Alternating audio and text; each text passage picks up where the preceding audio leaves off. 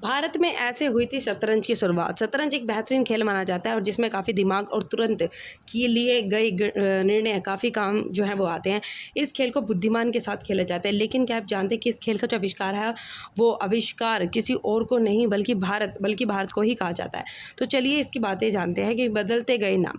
अब हम इसे शतरंज के नाम से जानते हैं। पहले इसी खेल को चतुरंज के नाम से जाना जाता था और हालांकि समय के साथ इनके नामों में भी बदलाव आता गया और भारत में इस खेल को बहुत खेला जाता रहा है और फिर यहीं से यह खेल ईरान से खासा पॉपुलर हुआ, जिसके बाद दुनिया भर में इस खेल को पसंद किया जाने लगा और यूरोपीय देशों द्वारा इसका नाम चेस रखा गया। वहीं वर्तमान में इसे चेस और शतरंज दोनों नामों से भी जाना जाता है। और महाभारत काल का खेल है शतरंज।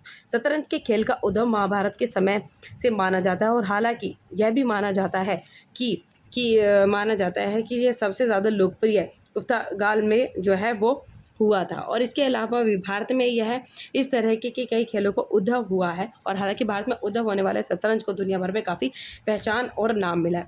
राजा और सेना का खेल है शतरंज। शतरंज एक प्रकार राजा और सेना का जो खेल है। बता दें कि उस समय राजा और सेना हुआ करती थी और एक राज्य की राजा और सेना का दूसरे राज्य से युद्ध हुआ करता था और इसी को देखते हुए इस खेल का आविष्कार जो है वो माना जाता रहा है।